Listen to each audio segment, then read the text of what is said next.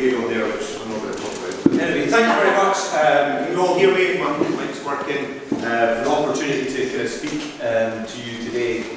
So I've been working with the Duke of Edinburgh Award for the last 7.5 years, and every day has been very different. So it's lovely to kind of be here speaking to you today. So hope you've got your sunglasses, because I've got very bright slides to show you kind of thing here. So I've been asked to kind of talk about the Duke of Edinburgh's Award, which I would kind of represent, but also kind of Scouts and the Girl Guides, and we kind of have a bit of a kind of feedback about that as well. But just to kind of, anybody who's done the Duke of Edinburgh Award, just put their hand up, or kind of take part in it, or been in the Scouts and Guides, put your hand up as well.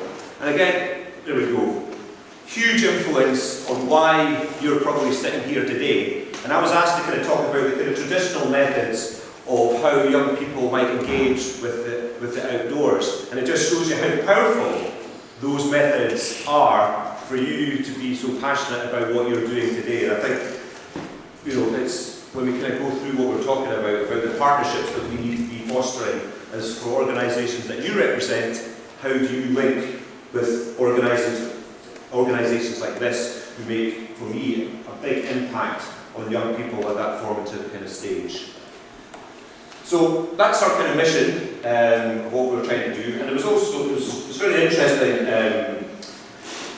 I used to work for West Lothian Council, and there was a senior manager kind of spoke to me and said, you know, Pete, I'm pretty kind of envious of you. I'm envious of your salary, but anyway. But he said, you know, when you go on holiday with your family, you seem to do lots of kind of quite adventurous things, and you stay in Scotland, and you go camping, and it sounds really good. And I said, yeah, I enjoy it, it's good fun. And I said, so why don't you do that, George? Well, I tend to kind of go and have holidays abroad, and it's kind of package holidays, but everything's kind of laid on for you. And I wish, you know, I could do something like what you do. But when I was a child, I never did any of these things. I've never camped in my life before. So this is somebody who is, you know, a great leader in the organisation, very innovative, but he is lacking in confidence about just accessing the outdoors. And that's because he never had those experiences as a young person. Again, huge, you know, thing to kind of bear in mind. Oh, that's a bit sensitive. Right, so those of you who didn't do the Duke of Edinburgh Award, this is a kind of structure that we kind of work about. A lot of people talk about the expedition, but expedition's only 1/4 of what the award is about.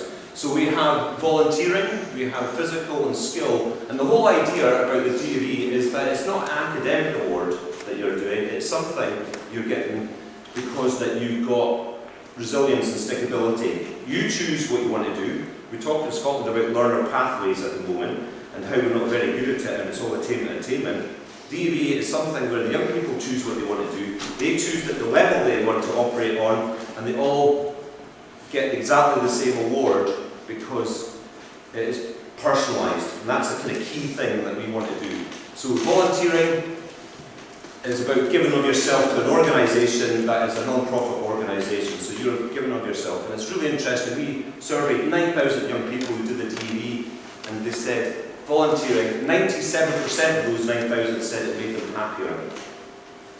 You know, a really interesting thing about the issues around mental health and well-being is giving of you, having a bit of responsibility, giving of yourself, and making a difference in your community is absolutely huge.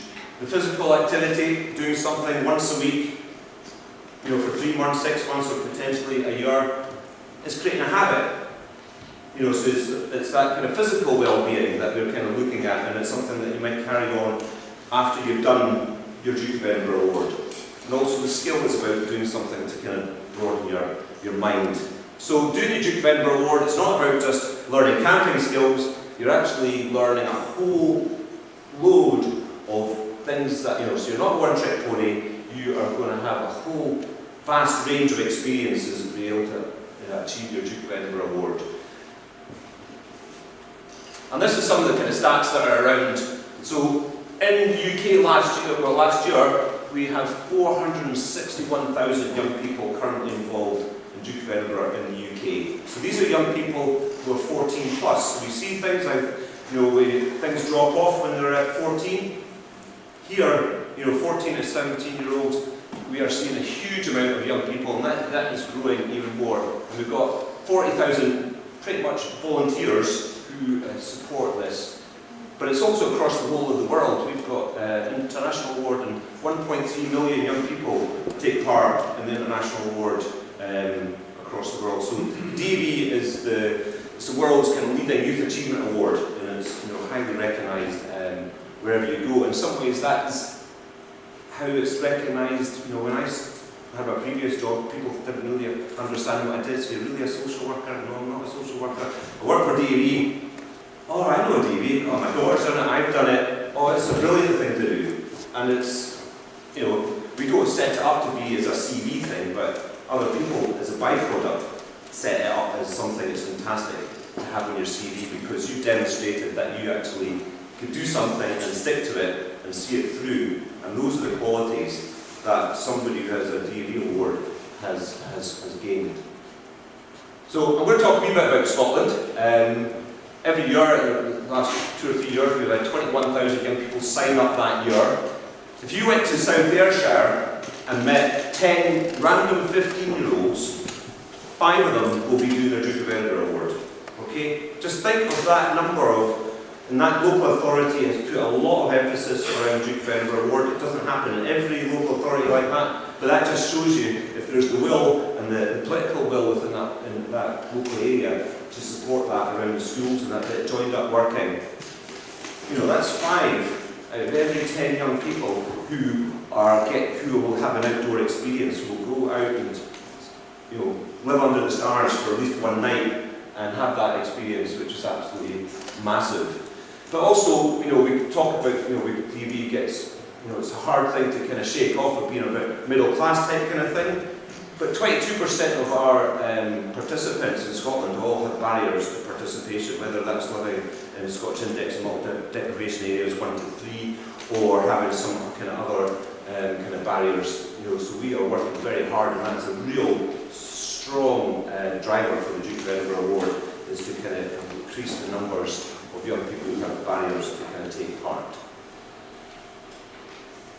So that's our kind of aim, is to inspire young people, around the expedition. And it's the kind of key thing, is the kind of story that we were talking about. It's about, developing that spirit of adventure, but it's not doing it in a way that it's a kind of one-off. Because what we're doing is we're planning and training alongside of those young people, so that it's a sustainable, adventurous, spirit of adventure that they're going to have for the rest of their lives. Okay, I'm going to show you a wee video of some young people, because I don't think we've seen too many young people so far, of just what, see some of the happy smiles of young people who take part in the Duke of Edinburgh Award.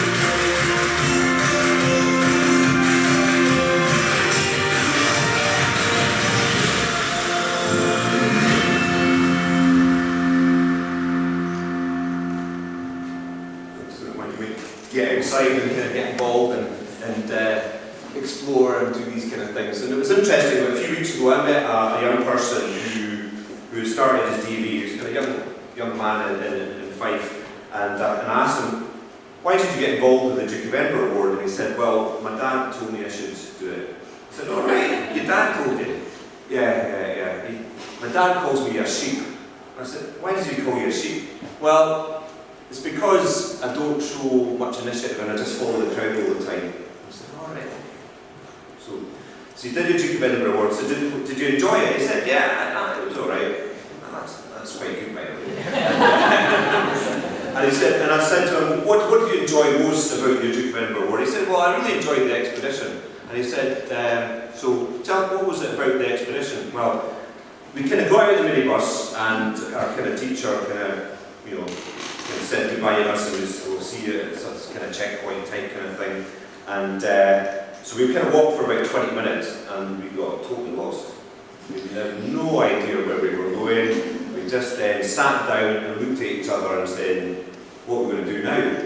And then one of the boys said, we'll just sit here and our teacher, our DV leader, will come and find us and we'll sort it out and everything will be fine. So they sat there for about 21 minutes and nobody came. Panic was kind of setting in. And so the young lad I spoke to said, well, I then said to the rest of the group, can we not fix this ourselves? Can we not kind of just get, look at the map, work out, where that hill is on the map and where that set of trees are kind of thing. And, I said, right, come on, let's do it. And so he kind of facilitated that and they kind of ended up working out where they are and they kind of retraced some steps and then they kind of found another path. Bingo, they knew where we were going and this was absolutely brilliant. And I said, so how did that make you feel? He said, that was the first time I'd ever shown any kind of leadership or any kind of confidence. And it's absolutely brilliant because I feel that I've really found something that I was good at and I could actually share it with other people, and that's made a huge impact on me. And he said to me, when I went back the following day after the expedition, I said to my dad, remember you called me a sheep? I feel like I'm a shepherd now. So it's, for me that's the kind of power of what the DV is about, and that is what expeditions are. It's all about empowering, it's about expeditions belong to participants. I would argue if you're doing a low-level bronze expedition, I think the sense of adventure for young people is up there, as long as the intervention of the adult is down here, because the training's gone in beforehand, and the more you intervene, I would argue the sense of adventure kind of goes down. And key things are, we've got lots of 10 guiding principles, but achievable by all, enjoyable are key characteristics that we can't forget about. Because if you ask young people what are the most important of our guiding principles, enjoyable is the one that is the number one. So that is, what DV Expeditions is about. It's all about empowering young people to be able to do things for themselves. So in Scotland, we have 45,000 days of expedition in wild country. That's not necessarily the bronze expeditions. We've got, interestingly, 86% are walking expeditions. That's going down. When I started, it was 95. So there's a lot more cycling and canoeing expeditions that are going out. Interestingly, the use of approved activity providers is going up. So that's outdoor companies who facilitate expeditions. So we're having less people able, or to be able to facilitate expeditions for young people. So we're relying on that. So there's going to be a cost, but that is, a big issue about how do we train or join up collectively to support, young people accessing the outdoors. So a couple of years ago we made some changes to our bronze expedition because we did a lot of research, and that research said that a lot of people didn't do the Duke of Edinburgh Award was because of the expedition section. And they didn't want to go camping, and they didn't want to be getting cold or getting rained on. So we've made an attempt to kind of make the expedition a bit more accessible, by adapting our 20 conditions. So at bronze, there isn't a kind of requirement that you have to camp anymore. Even though vast majority still do, that is something we're kind of seeing that DV as an introduction, bronze is an introduction to the award, not thinking you're going out on a bronze expedition, but you're actually climbing lots of peaks as if it's a kind of a gold expedition. And I think some of our DV expedition leaders do kind of push things a wee bit higher than they should be, and I think that alienates quite a lot of young people from actually continuing with their DV experience. But also it's key that we have a youth work approach, and this is actually also, I was at a conference with DV colleagues, and it came from the trustees, that we're about empowering young people. We're not about kind of spoon feeding the young people, and our job as DV workers is to engage and support our DV leaders to be youth workers and have a youth worker approach where very much you're empowering the young people to be able to kind of do things for themselves. And that, for me, is where young people will continue in their love of the outdoors and to kind of make that sustainable and therefore pass that down to their children. You know, it's lovely when I've met people I used to work with in Livingston. I ran an adventure playground, and some of those people are now in their 30s who I used to work with, and their children are doing exactly the same things as they did when I took them kind of doing outdoor activities. So it's not just with the expedition, we have lots of other things that are kind of going on. You know, there's lots of gold residentials, you know, there's 4,000 young people were doing volunteering that had an environmental element, and so it's equates to over 70,000 hours of environmental volunteering that kind of goes on as well. So it's not just about the expedition, how young people access the outdoors, it's through some of the other sections which I think is most important. We've also had some quite interesting developments. East Ayrshire Council have decided that, alongside with the young people and their leaders, that they're going to be carbon neutral expeditions. So it's very much looking at the kind of the climate emergency stuff that's kind of going on just now. They're putting in kind of processes to kind of support the expeditions that are going out, but making sure that we're actually looking after the environment that we're kind of travelling through and enjoying, and making sure it happens in the future. We also have at Gold, there's a residential section, and just in February we had 16 young people who came from all parts of Scotland, who didn't know each other, to develop their social skills, but also learned how, you know, so much about the impact that they're having on our environment and how we can actually change those things and make their voices heard, which is really key. So lots of innovative things that are kind of going on. So it's, you know, thinking about DV, it's so much more than the expedition type kind of thing which people can tend to think about. We went about the Scouts that are kind of going on at the moment. There's 450,000 members, and that's a 22% growth in the last 10 years, which is actually massive, and 60,000 we talked about. In Scotland we've got 3,500 young people want to do the DV but can't because we don't have the leadership, and that's exactly the same in Scouting as well.